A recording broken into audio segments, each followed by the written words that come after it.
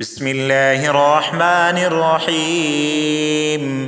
ياسين والقرآن الحكيم، إنك لمن المرسلين على صراط مستقيم. تنزيل العزيز الرحيم لتنذر قوما ما أنذر آباؤهم فهم غافلون. لقد حق القول على أكثرهم فهم لا يؤمنون. إنا جعلنا في أعناقهم أغلالا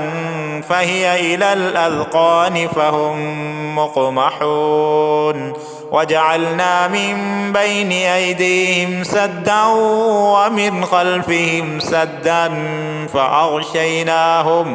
فأغشيناهم فهم لا يبصرون. وسواء عليهم أنذرتهم أم لم تنذرهم لا يؤمنون. إنما تنذر من اتبع الذكر وخشي الرحمن بالغيب فبشره بمغفرة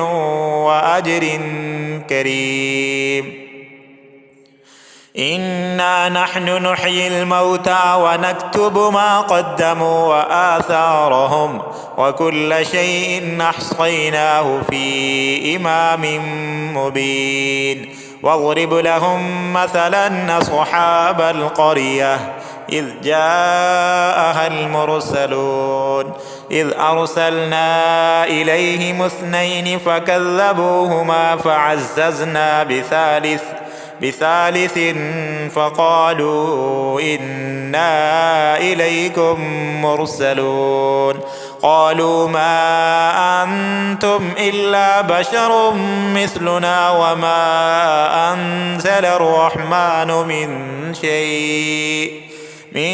شيء إن أنتم إلا تكذبون. قالوا ربنا يعلم إنا إليكم لمرسلون وما علينا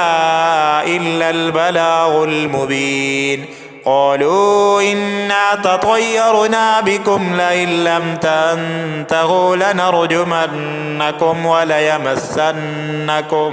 وليمسنكم منا عذاب أليم. قالوا طائركم معكم أئن ذكرتم بل أنتم قوم مسرفون. وجاء من أقصى المدينة رجل يسعى قال يا قوم اتبعوا المرسلين اتبعوا من لا يسألكم أجرا وهم مهتدون. وما لي لا أعبد الذي فطرني وإليه ترجعون. أأتخذ من دونه آلهة إن يردني الرحمن بضر لا تغني عني شفاعتهم شيئا ولا ينقذون. إني إذا لفي ضلال مبين. إني آمنت بربكم فاسمعون. قيل ادخل الجنة قال يا ليت قومي يعلمون بما غفر لي ربي وجعلني من المكرمين. وما أنزلنا على قومه من بعده من جند من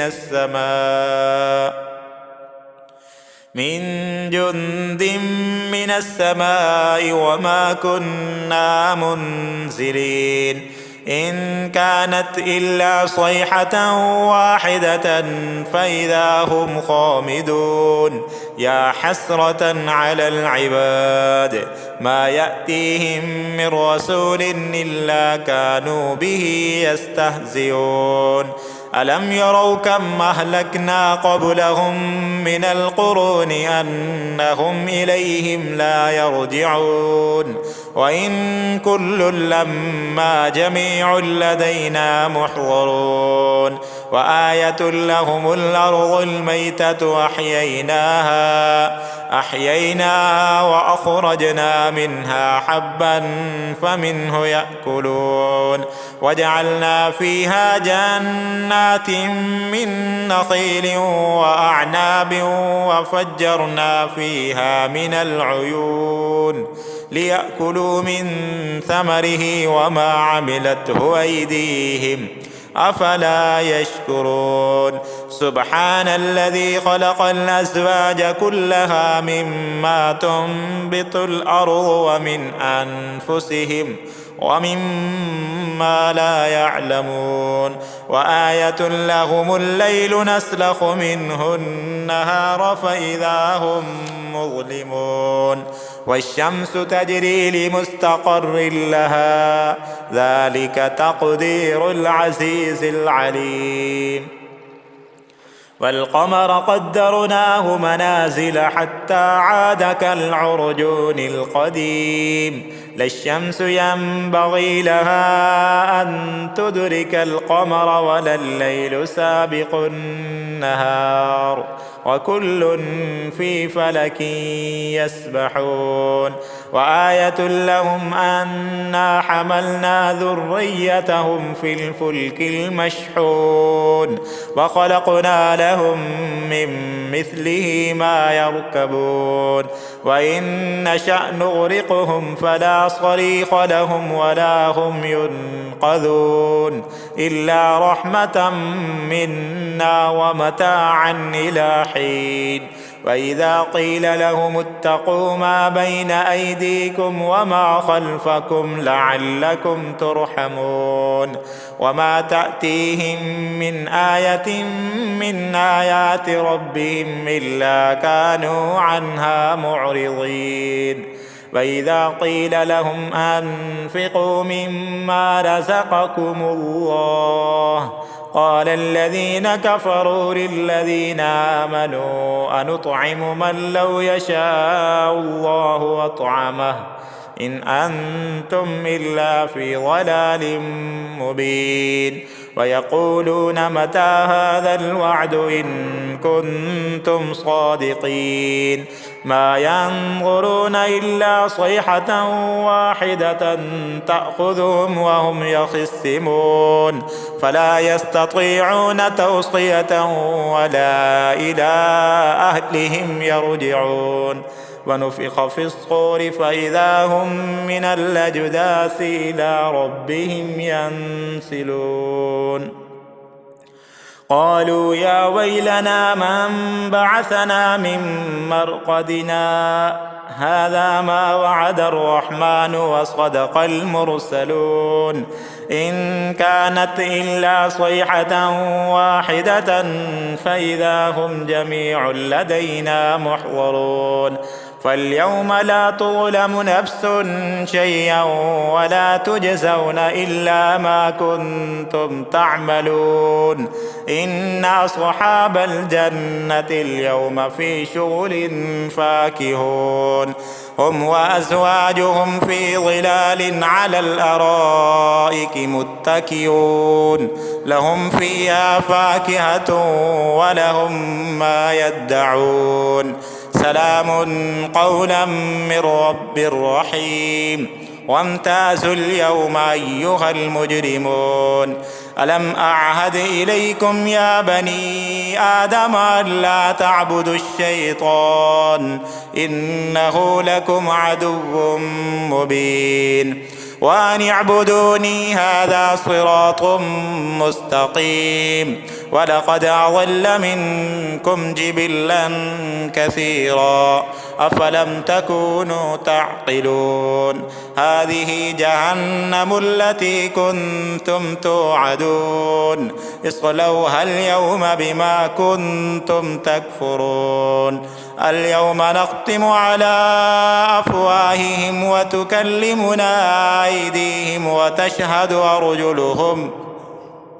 وتشهد أرجلهم بما كانوا يكسبون ولو نشاء لطمسنا على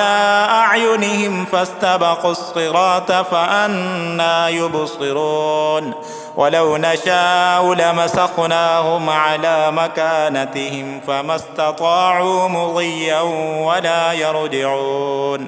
ومن نعمره ننكسه في الخلق أفلا يعقلون وما علمناه الشعر وما ينبغي له إن هو إلا ذكر وقرآن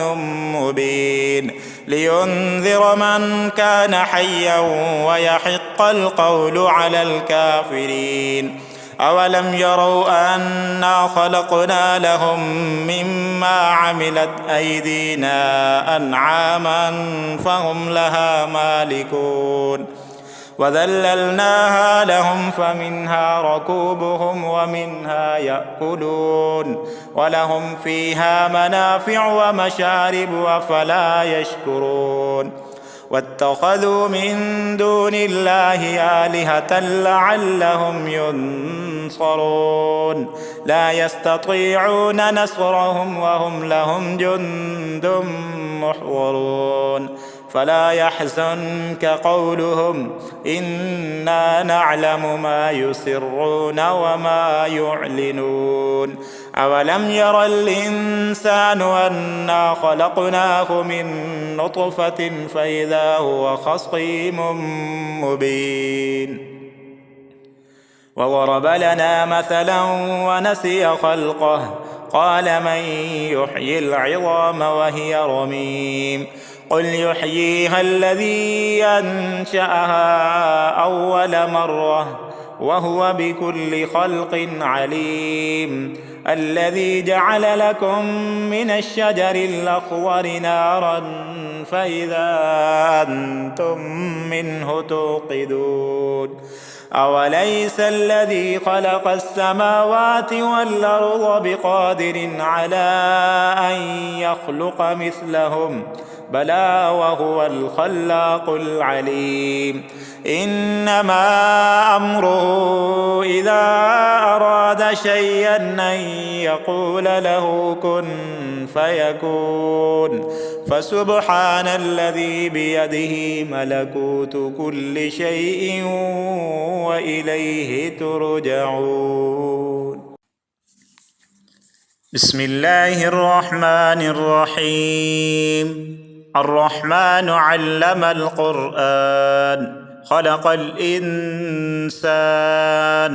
علمه البيان الشمس والقمر بحسبان والنجم والشجر يسجدان والسماء رفعها ووضع الميزان ألا تطغوا في الميزان وأقيموا الوزن بالقسط ولا تخسروا الميزان والأرض وضعها للأنام فيها فاكهة والنخل ذات الأكمام والحب ذو العصف والريحان فبأي آلاء ربكما تكذبان خلق الإنسان من صلصال كالفخار وخلق الجان من مارج من نار فبأي آلاء ربكما تكذبان رب المشرقين ورب المغربين فبأي آلاء ربكما تكذبان مرج البحرين يلتقيان بينهما برزخ لا يبغيان فبأي آلاء ربكما تكذبان يخرج منهما اللؤلؤ والمرجان فبأي آلاء ربكما تكذبان وله الجوار المنشآت في البحر كالأعلام فبأي آلاء ربكما تكذبان كل من عليها فان ويبقى وجه ربك ذو الجلال والإكرام فبأي آلاء ربكما تكذبان يسأله من في السماوات والأرض كل يوم هو في شأن فبأي آلاء ربكما تكذبان سنفرغ لكم أيها الثقلان فبأي آلاء ربكما تكذبان يا معشر الجن والإنس إن استطعتم أن تنفذوا من أقطار السماوات والأرض فانفذوا لا تنفذون إلا بسلطان فبأي آلاء ربكما تكذبان يرسل عليكما شواظ من نار ونحاس فلا تنتصران فبأي آلاء ربكما تكذبان فإذا انشقت السماء فكانت وردة كالدهان فبأي آلاء ربكما تكذبان فيومئذ لا يسأل عن ذنبه إنس ولا جان فبأي آلاء ربكما تكذبان يعرف المجرمون بسيماهم فيؤخذ بالنواصي والأقدام فبأي آلاء ربكما تكذبان هذه جهنم التي يكذب بها المجرمون يطوفون بينها وبين حميم آن فبأي آلاء ربكما تكذبان ولمن خاف مقام ربه جنتان فبأي آلاء ربكما تكذبان ذواتا أفنان فبأي آلاء ربكما تكذبان فيهما عينان تجريان فبأي آلاء ربكما تكذبان فيهما من كل فاكهة زوجان فبأي آلاء ربكما تكذبان متكئين على فرش بطائنها من استبرق وجنى الجنتين دان فبأي آلاء ربكما تكذبان فيهن قاصرات الطرف لم يطمسهن إنس قبلهم ولا جان فبأي آلاء ربكما تكذبان كأنهن الياقوت والمرجان فبأي آلاء ربكما تكذبان الجزاء الإحسان إلا الإحسان فبأي آلاء ربكما تكذبان ومن دونهما جنتان فبأي آلاء ربكما تكذبان مدهامتان فبأي آلاء ربكما تكذبان فيهما عينان نضاختان فبأي آلاء ربكما تكذبان فيهما فاكهة ونخل ورمان فبأي آلاء ربكما تكذبان فيهن خيرات حسان فبأي آلاء ربكما تكذبان حور مقصورات في الخيام فبأي آلاء ربكما تكذبان لم يطمسهن إنس قبلهم ولا جان فبأي آلاء ربكما تكذبان متكئين على رفرف خضر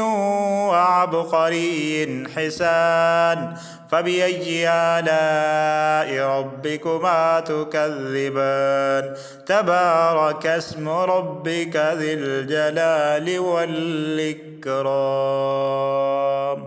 بسم الله الرحمن الرحيم إذا وقعت الواقعة ليس لوقعتها كاذبة خافضة رافعة إذا رجت الأرض رجا وبست الجبال بسا فكانت هباء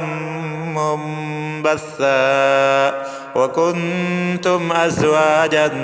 ثلاثة فأصحاب الميمنة ما أصحاب الميمنة وأصحاب المشأمة ما أصحاب المشأمة والسابقون السابقون أولئك المقربون في جنات النعيم سلة من الأولين وقليل من الآخرين على سرر موضونة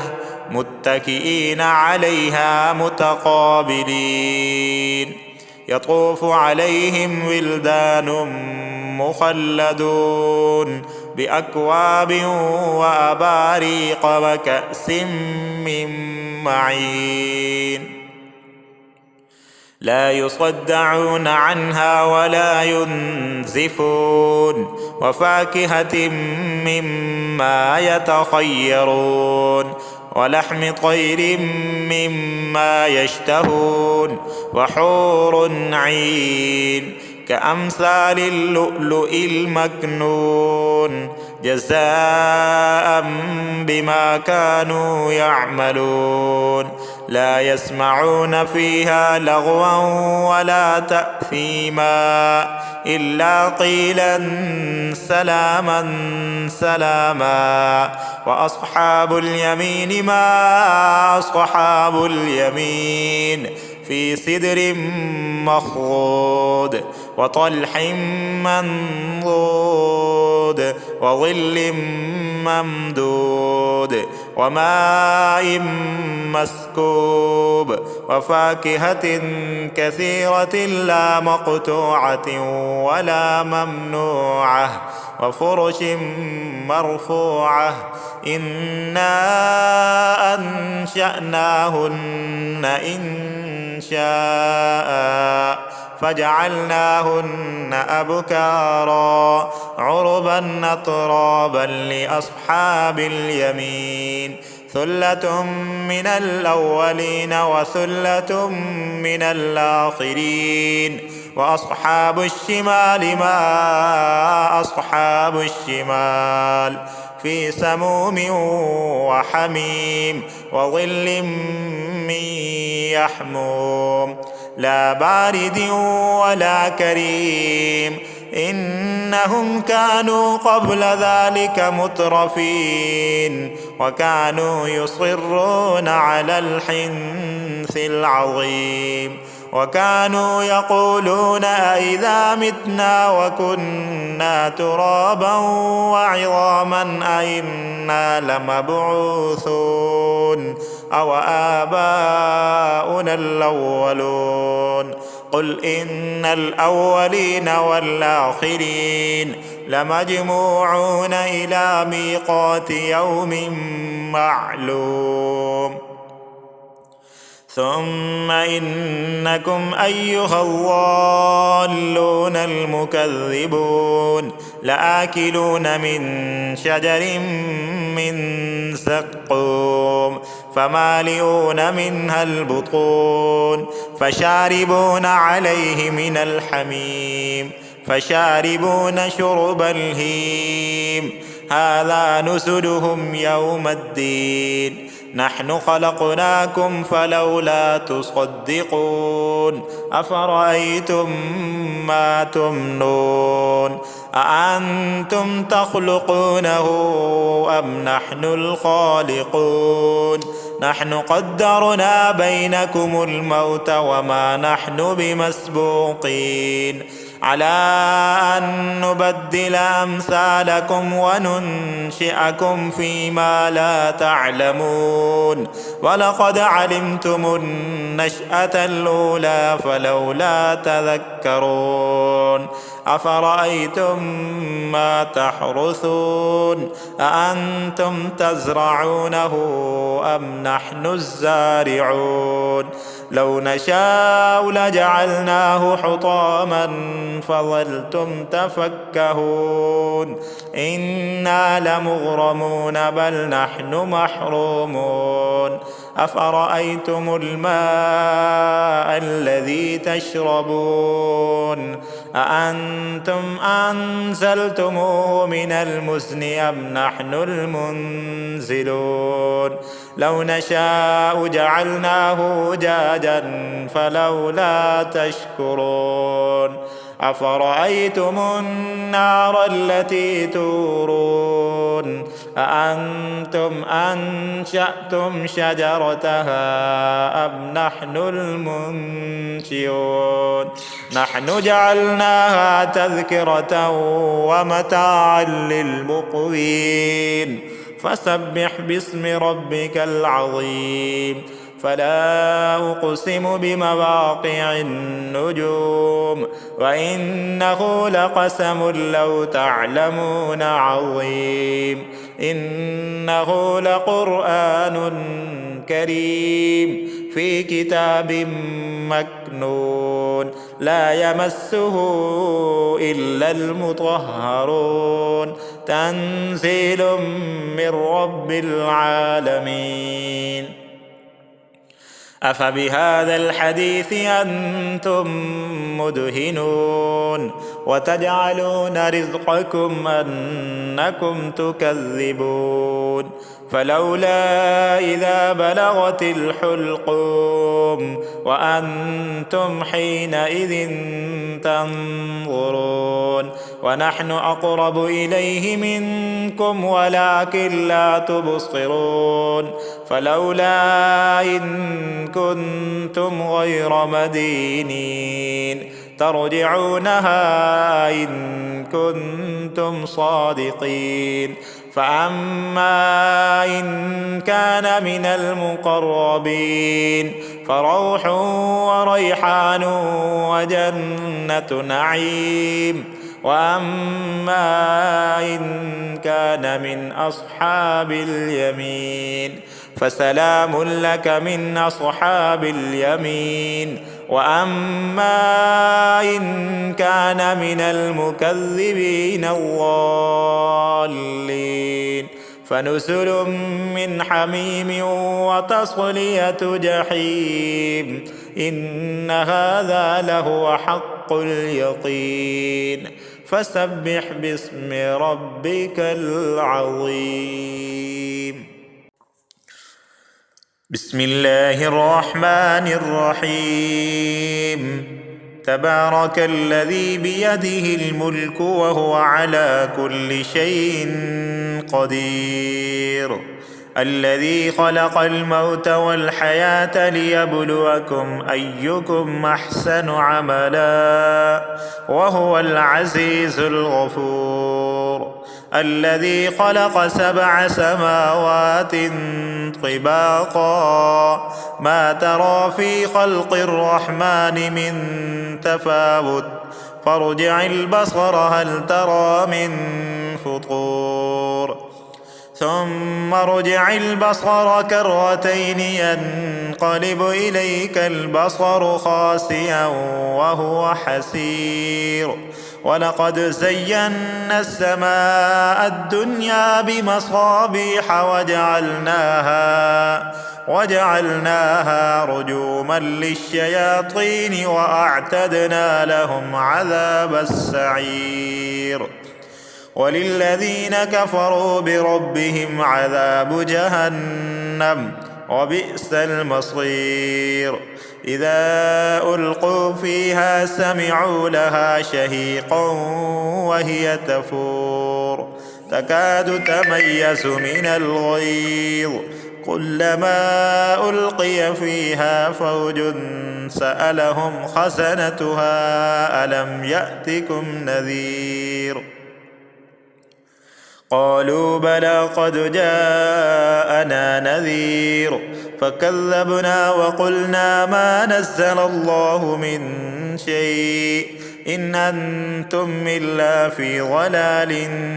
كبير وقالوا لو كنا نسمع أو نعقل ما كنا في أصحاب السعير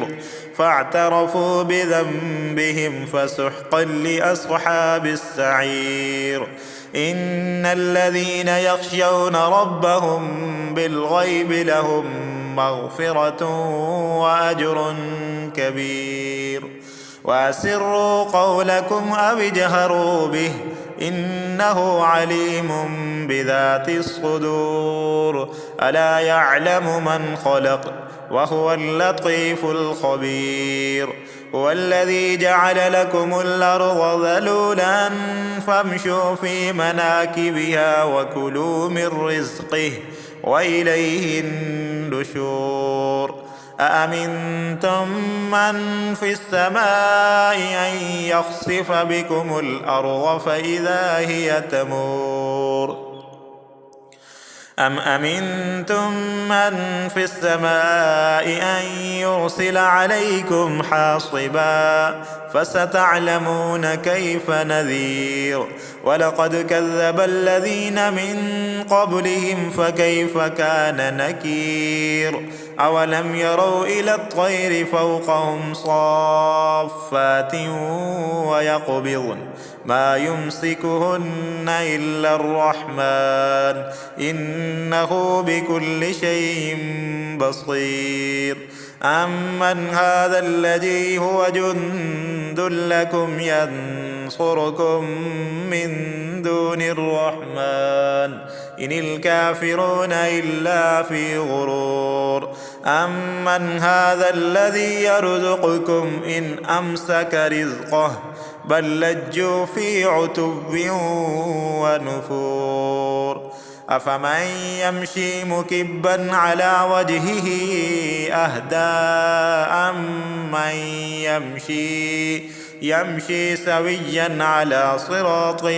مستقيم قل هو الذي أنشأكم وجعل لكم السمع والأبصار والأفئدة قليلا ما تشكرون قل هو الذي ذرأكم في الأرض وإليه تحشرون ويقولون متى هذا الوعد إن كنتم صادقين قل إنما العلم عند الله وإنما أنا نذير مبين فلما رأوه زلفة سيئت وجوه الذين كفروا وقيل هذا الذي كنتم به تدعون قل أرأيتم إن أهلكني الله ومن معي أو رحمنا فمن يجير الكافرين من عذاب أليم قل هو الرحمن آمنا به وعليه توكلنا فستعلمون من هو في ضلال مبين قل أرأيتم إن أصبح ماؤكم غورا فمن يأتيكم بماء معين